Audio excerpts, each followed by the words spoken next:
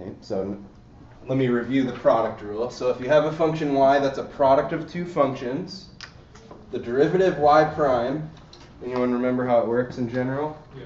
So you start with the first. You take the first function and multiply it by the derivative of the second. The derivative of the second using the prime notation, that's s prime of x, and then plus you add, so plus the second function. And you take the second function and multiply by Derivative of the first, f prime of x. Okay, so there's your product rule. So when I come over here, there's a couple things you could do. You could actually distribute the 2 to the w through, take the derivative that way. I'm just going to take it as written. Let's call this the first function f of w, and let's call the 2 to the w the second function s of w.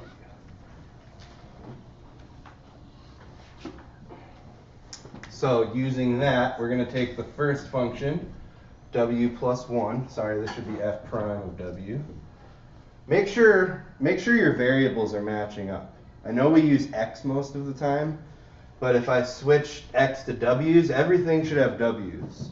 Every once in a while, you know, it's easy to accidentally throw an x in somewhere just because we use x so often. So it's going to be the first function w plus 1. How about I remind you of another property? Not 2, but let's do a general base. The derivative of an exponential base b is natural log of the base times the same function b to the x. Yeah? I had a question about that. Like, I understand that, but that's just one term, right? What do you mean by one? Oh, this thing right here? Yeah. Yeah, it's like, this is just some number. It's a constant. Okay. And then you're multiplying it by the function b to the x.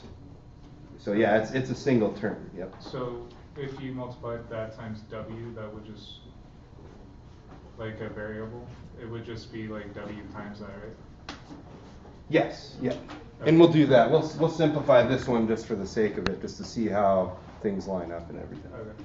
So now it's the first function times the derivative of 2 to the w. So make sure we're not using x, we're using w as the independent variable. The derivative of 2 to the w is ln 2 times 2 to the w. Yeah, and if I multiply, so we'll have to distribute this. It would just be w times ln 2 times 2 to the w, and that's what it would end up being. Okay.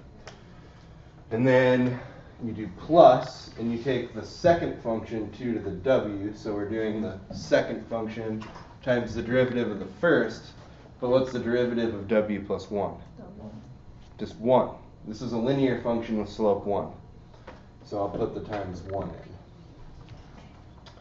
in. And then, yeah, let's just simplify it just for the sake of it. So we're going to multiply and expand everything, and if possible, we'll factor or collect like terms. So here we have, so this is just one single term, like you're saying. We'll have to take this and multiply by w, and then take this and multiply by 1. If I'm going to do this, I actually like to put it in this order. It doesn't really matter the order, but I'll do ln 2 times 2 to the w times w. So I just write it like that. I'm just multiplying three numbers together. And then it would be plus that term times 1. So ln of 2 times 2 to the w, and then plus 2 to the w times 1. So yes, I treated this as just a single term, and we distributed it through the w plus 1. Okay. And then technically there's a couple things you could do to simplify. You could factor it now if you like. The only thing that all three terms have in common is a factor of what? 2 to the w. So the 2 to the w comes out, and then you'd have ln of 2 times w, and then plus natural log of 2 plus 1.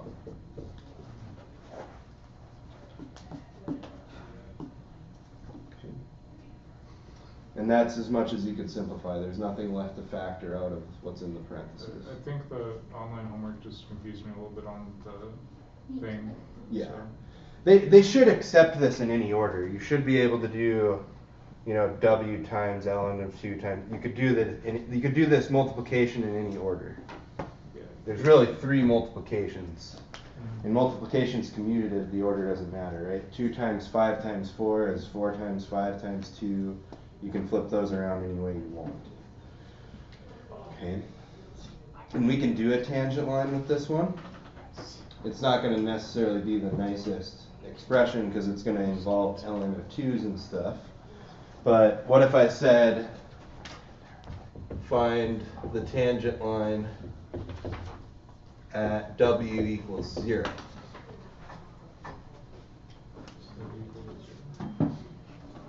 Huh?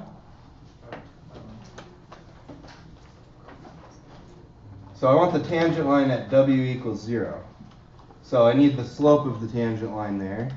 So what do I do to get the slope at 0? Plug 0 into the derivative. So the slope of the tangent line at w equals 0 is f prime of 0. And then let's see, we got to do 2 to the 0 times ln of 2 times 0 plus natural log of 2 plus 1. Anything to the 0 power is always 1. ln of 2 times 0 is 0. So the slope of the tangent line is natural log of 2 plus 1. You can leave it exact like that. Okay. Now we need a point on the tangent line, which is also on the original function.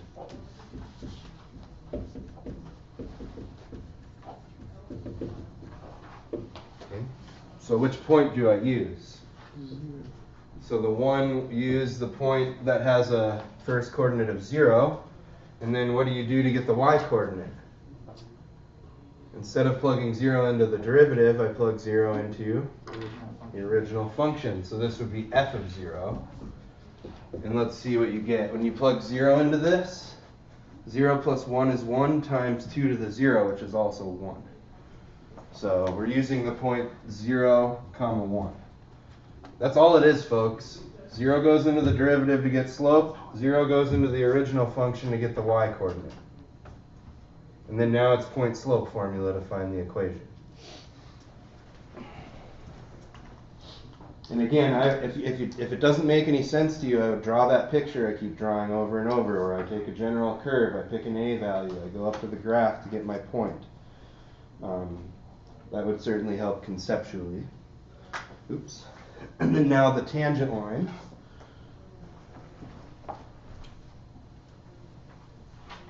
So the equation of the tangent line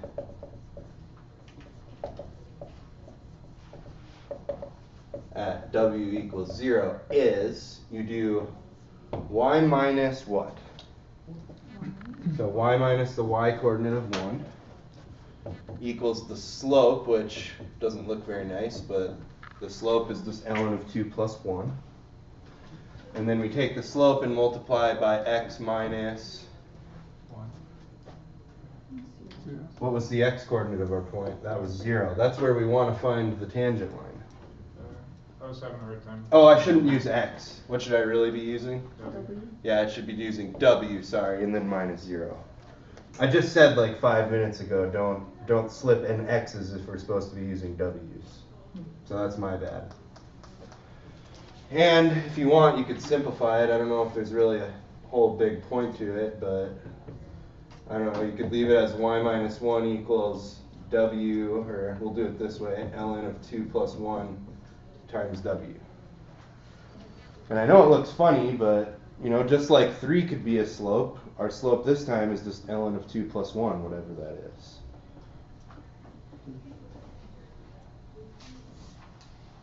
Okay.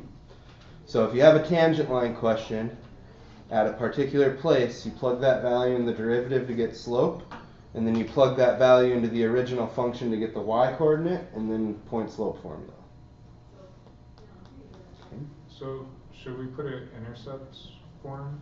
Because they made us do that on the online. I don't care on the, like if on a quiz or test, you can leave it like this, but yeah, on the homework, they'd probably make you write this, right? Yeah. ln of 2 plus 1 times w plus 1. Yeah. Yeah, so on the homework, they make you solve for y, but on the test or the quiz, I don't care. You can just leave it in the point slope form. Okay. instead of the slope-intercept formula.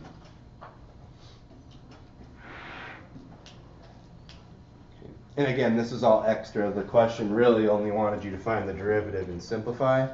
I was just going with Amanda asking us to do a tangent line example. So since we already had this derivative, I thought it would be easy to just find the tangent line there. Any other questions? Anybody want to go or check their stuff or go through those two I put on the board yesterday at the end of class? I don't remember what I wrote down because I made them up. And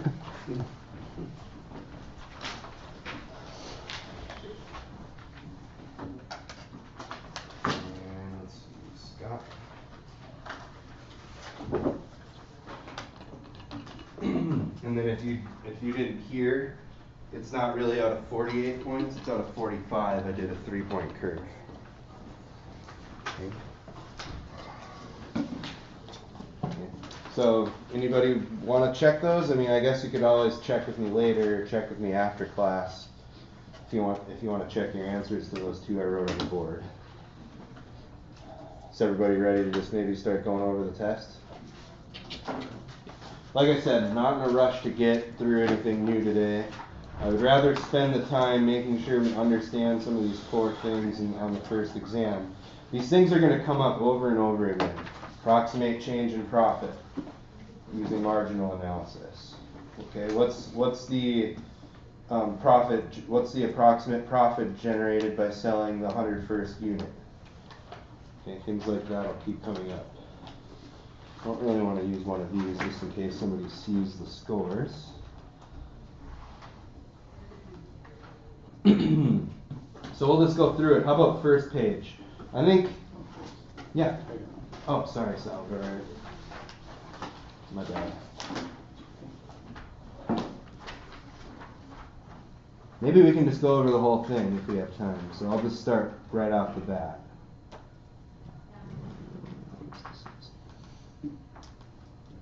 Okay. For the most part, people, I think as a whole, everybody did pretty well on the first problem. So we'll just go right off the bat. Number 1. Boy. So that was take the derivative with respect to x of, did I have, was it x squared plus 3x? Yep. Yeah. Okay. Now, I was a little bit generous. I don't know if I was too picky about the notation, but the definition of a derivative, it's the limit as h goes to 0 of the difference quotient f of x plus h minus f of x over h, where here we're thinking of f of x as being this function x squared plus 3x. Okay, so that's the definition. Some people carried the limit with every equality. Some people went off to the side and did the algebra first. Either way was fine. I just have the habit of carrying the limit with me and doing my algebra as I go. So f of x plus h is what you get when you replace x's with x plus h. So you should have had x plus h squared plus 3 times x plus h. So that's the f of x plus h part. That became this. And then you subtract the original function, x squared plus 3x. I don't quite remember if anybody forgot the parentheses here, but if you did, you were in trouble because this wouldn't simplify correctly. Okay. Okay, now be careful. X plus h squared, I saw a few folks say that was x squared plus h squared. You have to FOIL.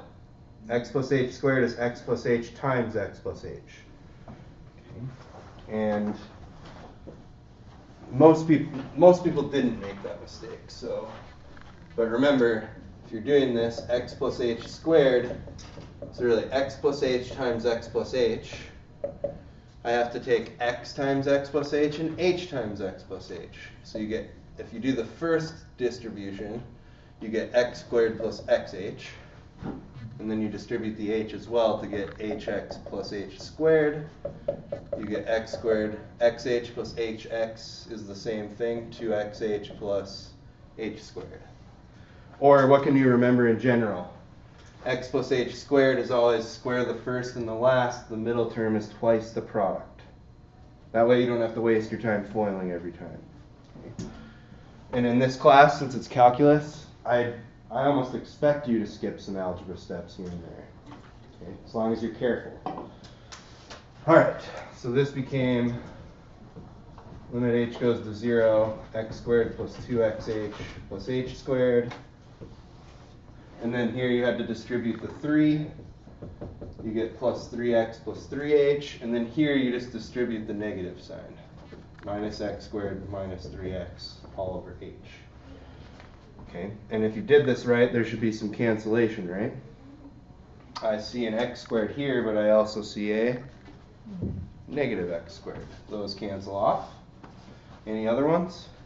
The 3x's. Okay, so the 3x and the minus 3x are gone. And then I'm also going to simplify the h's. So this h in the bottom is going to cancel an h from each term. So by the time you're done, it should be 2x plus h plus 3. So you cancel off this h, one of these two, and the h from the 3h. Okay. Or you can factor out the h and then cancel on the bottom. And then now, since I don't end up I'm not dividing by 0 when I plug in h anymore, taking the limit is just going to give me 2x plus 3. The h is going to 0. Okay. If you're going to carry the limit notation through, I would prefer to see the work clean like this. Or what I would probably do is, at this step, you can go off to the side and simplify. I would like you to at least go back to saying equals the limit of what you get when you simplify. Okay. I don't think, as long as you got to 2x plus 3 and I could see what your algebra was, I don't think I took off more than a half a point for notation. Okay, now number 2, there's a couple mistakes. Is everybody okay on this one? Yeah? No? Okay. And I know this is mean. This is algebra. I mean, this is a calculus class. We need to be able to do this. Okay. I mean, if your algebra is rusty, you're really going to struggle in the next chapter or two. And again, I'm not trying to scare you. It's just, if you need that refresher, get it. I will sit down with you in an appointment for hours if you need me to.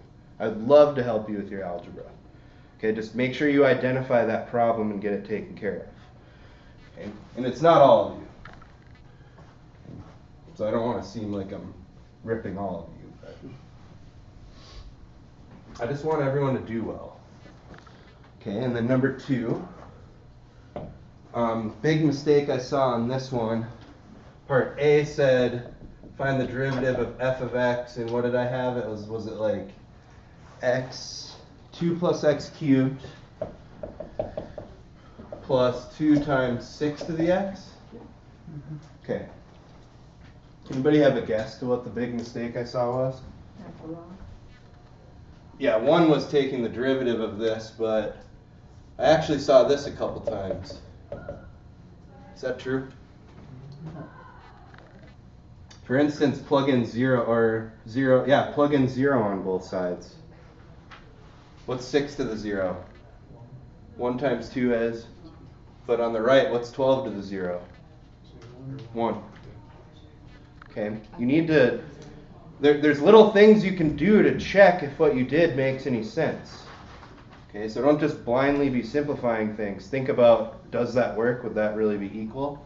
Plugging in 0 for x leads to both sides being different. Okay, so that's actually not true. The only way you can combine an exponential and a number is if they have the same power.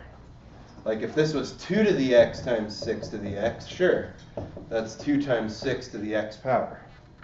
But since the 2 doesn't share a common power, it can't be simplified. So when you take the derivative here, the derivative of 2 was 0. I think everybody got this. The derivative of x cubed was 3x squared. But here it's plus 2 times, and I'll throw in my notation. Constant multiple rule says the derivative of 2 times a function, or sorry, the derivative of this function is 2 times the derivative of 6 to the x. So you get 3x squared plus 2 times the derivative of 6 to the x is ln 6 times 6 to the x. And that would have been the answer. That actually can't be simplified further at all. Okay. And then in part B, you probably heard me say this, maybe not yesterday, but the day before. The derivative of a product is not the product of the derivatives. We didn't have the quotient rule at that time, so I really didn't have the tools to explain to you why it didn't work. But what did we have for that one? It was h of t. And was it minus 5t? Yeah. Times, was it? 2t to the fourth. Okay, and then Plus 5t to the negative 3. negative 3 or 2? Negative 3. Okay. Okay. So again, soft view people try to say this. That's a product. Why don't I just take the derivative of that and multiply by the derivative of this? Okay, that won't work. Okay, we actually saw that, I think, on the first day I started talking about product rule. I wrote x to the 5th as x squared times x cubed. And I tried to take the derivative by doing derivative of the first times derivative of the second, and it just doesn't work. So what do you do instead? Got to distribute this. Now we have product rule. I mean, you could have done first times derivative of the second plus second times derivative of the first. But we didn't have product rule at this point, so the best you could have done is done minus 10 t to the 5th minus negative 5 times 5, you get 25. And t times t to the minus 3 was t to the minus 2. And then you take the derivative term by term, and you use the constant multiple rule. So h prime of t, the derivative, gives you the instantaneous rate of change at any t value. Now I can just take the constant times the derivative of t to the 5th, and you should have got minus 50t to the 4th. Okay, and then what about the second term? The minus 2 comes out front, and you get a plus 50. Negative 2 times negative 25 is 50. And then you do t to the next lowest power. You subtract 1 and get negative 3. I didn't, if people simplified first, I didn't see too many mistakes on that problem. Okay. Now this one, I think, almost generally heard everybody, number 3.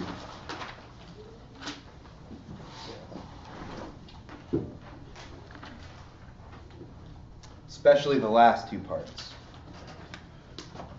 So what did I do? I gave you a revenue function. Was that just 80x? 90x. So the revenue of selling X units was 90X. And the cost, I believe, was 1,500 plus 10X minus 0.2X squared. Is my memory correct? Yes. Okay, so you're selling X hockey jerseys. The revenue of selling X hockey jerseys is 90 times the number of jerseys. Then the cost of producing X jerseys was given by this function. Part A said, find P of X, the profit function. Okay. Is it okay if I erase this? Okay. Ugh.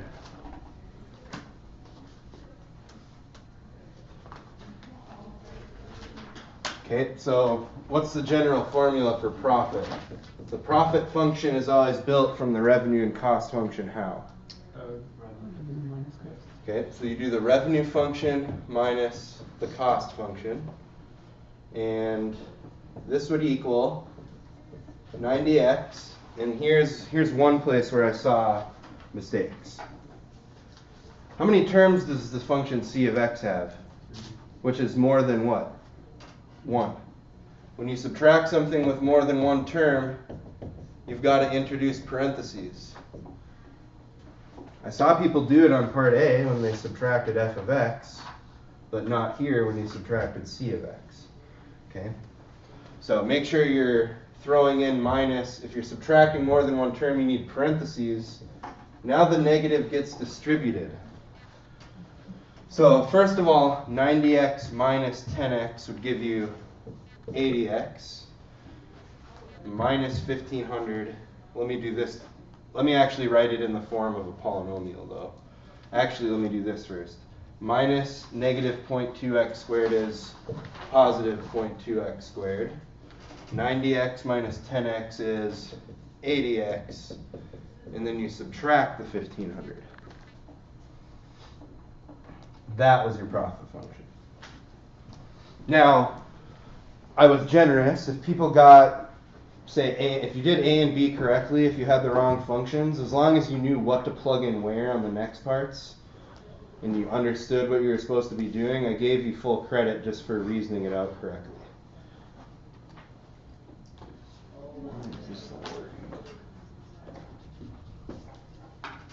Fix that in a second. Okay. And then part B was just find the derivative.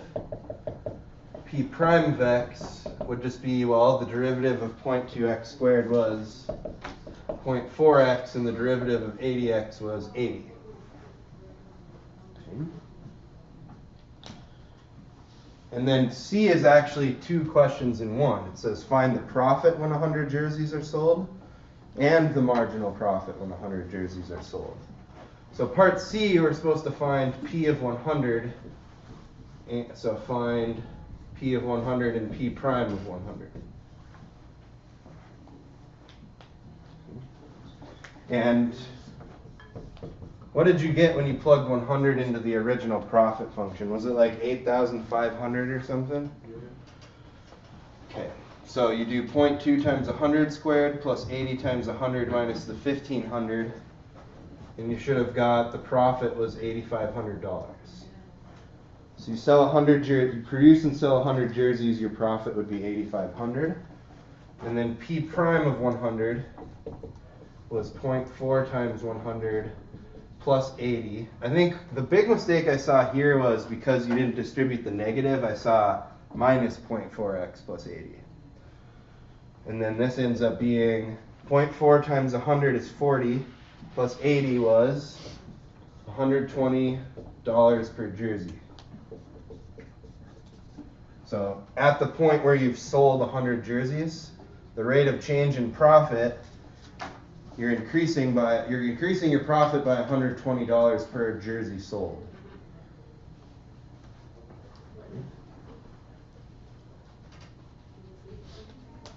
And then, like I said, I think D and E is where things kind of got messy. If you know what you're looking for, they were really easy problems. If you don't know what you're looking for, then that's kind of what's unfortunate. So part D says, find the profit generated, well, doesn't it say approximate? Sorry. Approximate the profit generated in selling not all 101 jerseys, literally the 101st jersey. So we've already sold 100. How much more extra profit approximately do you get by selling one more? And all this came down to was, this is not what I was looking for. This is the exact profit in selling the 101st, but I wanted you to use the approximate value. So this is all just about interpreting your derivative at 100. When the production level is 100, the rate at which profit is changing is $120 per jersey. So given I've already sold 100, if I sold one more, my profit is increasing by approximately 120. So The exact profit in selling an additional is always the rate of change of the previous production level.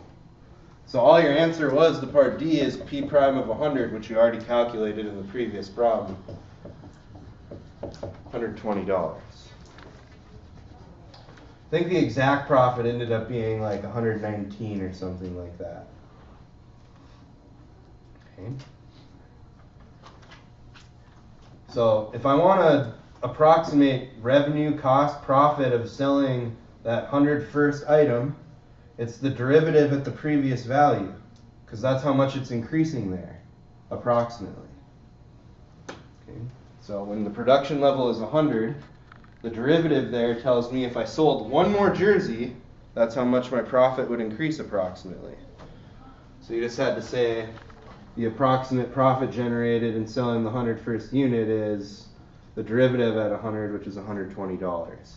Otherwise, if you wanted it exactly, you'd have to take the profit of selling the first 101 jerseys minus the profit in selling the previous 100. Okay. And what you're left with would be the exact profit in selling the 101st. Okay. And then part E, that was marginal analysis again. Production increased from 100 to 104. Approximate the change in profit. So this is the differential thing. So if x increases to x plus delta x, the change in the value of a function is approximately f prime of x times delta x. X is the starting point and delta x is how much you changed. Okay, so here the change in profit is approximately, what was your starting production level? What was production increased from? 100. So the change in profit is approximately the rate of change at 100, and then times your, I'll say delta x, which in this case is, if you increase production from 100 to 104, it was just P prime of 100 times 4. And that's again coming from part C. If you've already produced 100 jerseys, selling an additional would increase your profit by approximately 120. If I increase from 100 to 104, your profit's going to be increasing by this rate, but we increase the number of units by 4, or 4 times. Okay? So it's like taking 120 plus itself 4 times. That's what that is. So you should have got 120 times 4 is 480. And I guess I should write dollars. So if production's 100 and you get $100 by selling an additional jersey, if you increase production from 100 to 104, it's like increasing your profit by 120 4 times. And again, I think these questions are hard conceptually. If you know what you're doing, it should really just take you a second to write down the answer. So I think really it was just a matter of how do you interpret what this rate of change at 100 is giving you. Okay.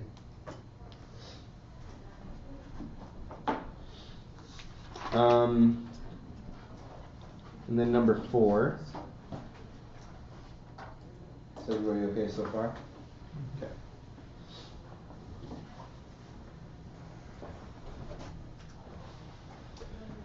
Number 4, I think, was that the continuously compounded interest one? Yeah. Okay, so 4 said you invest, what did I say, $2,000 at a 7.5% rate compounded continuously. And then A just said find a function for your balance after t years. And then I think unfortunately this one was you either remembered the formula or you didn't. So the balance after t years is the principal times e to the rate times time t. So for us, it should have been 2,000 e to the, now make sure you're always converting the percent interest rate to a decimal. it should be 0.075 t. Okay. And then for part B, I had to give you an extra derivative rule in this section. The derivative with respect to, I don't know, I'll say with respect to t of e to the rt.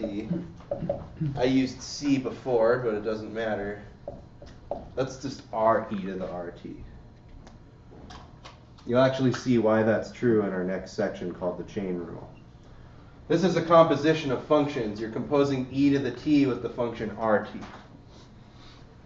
So we might have to talk a little bit about composition. So using that and the constant multiple rule, part B said find the instantaneous rate of change, okay, or essentially find the derivative b prime of t. Constant multiple rule says it's the constant 2000 times the derivative of what's on the right. The derivative is the derivative of the exponent times the same function. I'm just using that formula where my r is 0.075. Okay. And you end up getting, because the 2000 times 0.075 ended up being 150. So it's 2000 times the derivative of e to the 0.075 t, which is the same function times the rate itself. Okay. And then this one says find the instantaneous rate of change after how many years? Is it 10?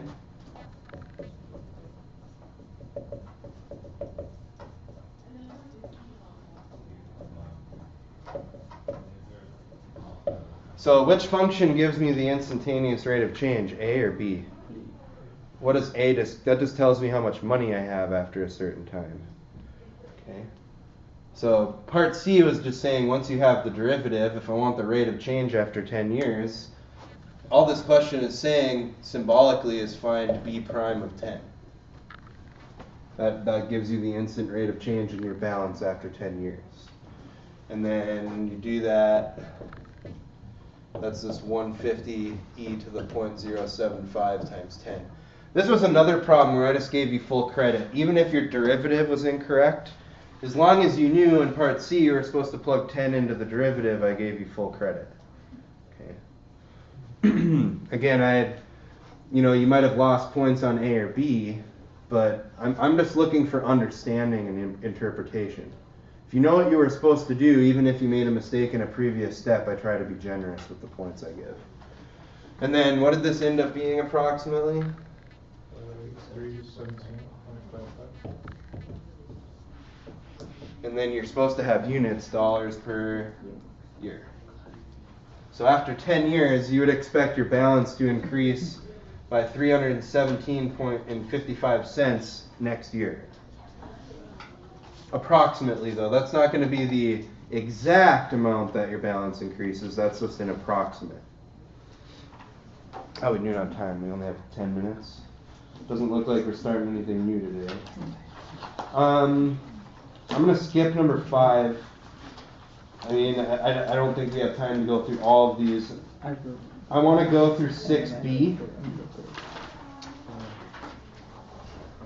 I'll be posting a solution to this too, either this weekend or early next week. So I'll work out every problem, write out all the solutions, try to put really in-depth explanations in there, and I'll post that on Canvas. So really it was 6B I wanted to talk about. That was the limit as x approached. So part A, it's a polynomial. You just plug the value x is approaching into the function. Should have got +1. And then what was the function here? It was x squared plus x over 5x squared minus 5. Okay.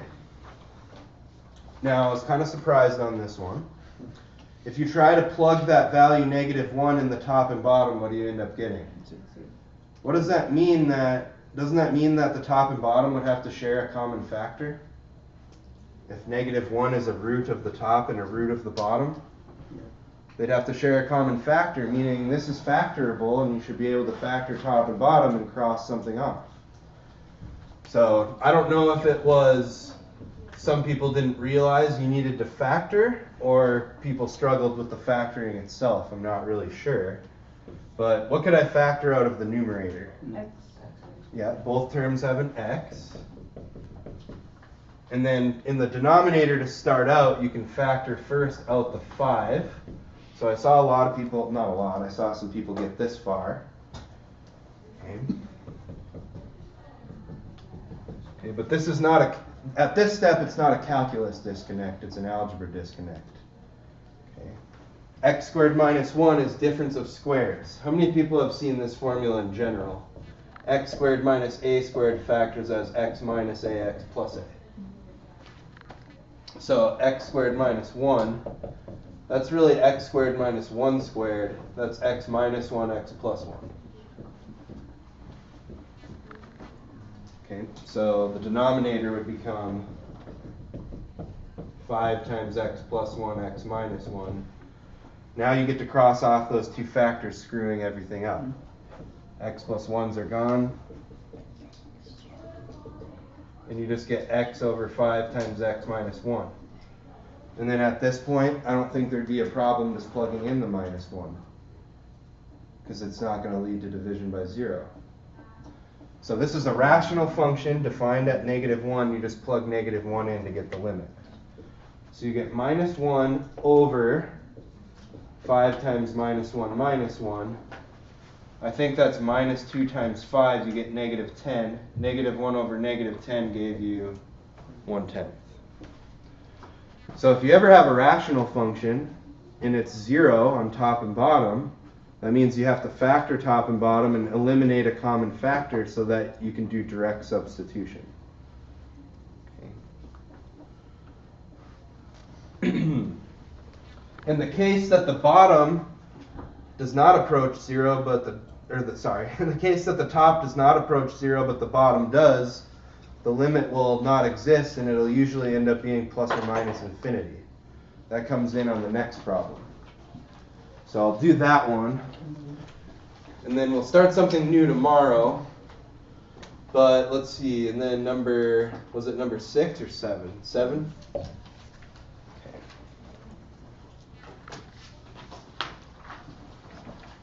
So f of x equaled x squared minus 5x plus 6 over x squared plus 2x minus 8. I'm going to take care of the horizontal asymptote part first. Do I need to take a limit to actually find the horizontal asymptote? But by definition, I could use a limit to verify that is my horizontal asymptote.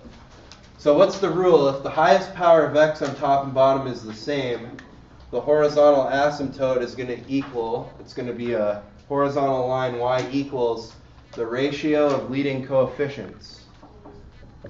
The coefficient on x squared is 1, coefficient on x squared in the bottom is 1. So the horizontal asymptote should be the line y equals 1. And this is because if you take the limit as x approaches infinity of this function, this is the formal definition of how asymptotes arise. The limit is always equal to the ratio of leading terms, which would be x squared over x squared. That limit is positive 1. That's why your asymptote is y equals 1. So that's all I was looking for there. So you look at it to tell what the asymptote is, but what is an asymptote really? It's the end behavior. It's what happens to the function as x gets really large and positive or large and negative. That's why a limit as x goes to infinity of a function gives me the horizontal asymptote. Saying what are the function values getting close to as we keep plugging larger and larger x values in. I mean, think about it graphically. Graphically, here's positive 1. There might be your asymptote. That's maybe what it looks like on the right-hand side. As x is going to infinity, the y-coordinates are approaching positive 1. That's all that limit says. So as x gets bigger and bigger, the outputs are getting closer and closer to the value 1. That's why y equals 1 is a horizontal asymptote. And then what do you have to do to get the vertical asymptotes? You had to do what on top and bottom? You had to factor. And what's the rule? Anything that makes the denominator 0 but not the top is a vertical asymptote. So f of x can be factored as, what was it? Was it x minus 3 times x minus 2, and in the denominator it would be x plus 4 times x minus 2. Okay. And then notice 2 makes the bottom 0 and the top 0. That's not going to give you a vertical asymptote. You'd actually have a hole in the graph at 2. Okay. So the only vertical asymptote here was x equals negative 4, because negative 4 makes the bottom 0 but not the top. And it's because for a vertical asymptote, you take the limit as you approach that value from the left or the right. I'll just do it from the right. This is the verified part. Now, you can cross off these x minus 2's. The limit of the function f of x is just going to be the limit of x minus 3 over x plus 4. Now, because that's a vertical asymptote, this limit's either going to be what? By definition. It's either positive or negative infinity. Okay, so I know it's one or the other. How do I determine the sign? Well, as you get close to negative 4, the numerator is, just plug in a test value. What's the sign of that function close to negative 4? That tells you whether it's plus or minus infinity. If you're approaching negative 4 from the right, here's a number line. We're approaching negative 4 from the right, we're maybe thinking of something like minus 3.9. If you do minus 3.9 minus 3 over minus 3.9 plus 4, I'm just plugging that into the function. I don't even care. Is this going to be greater than 0 or less than? The numerator is negative, but the denominator is positive. This is less than 0. So the right-hand limit was minus infinity. I only need 1. Okay, to say that something's a vertical asymptote, you just approach your x-coordinate approaches the value at that asymptote, either from the right or the left, and the limit's either going to be positive or negative infinity. Okay, so I don't think, I can't really think how many people actually got that one.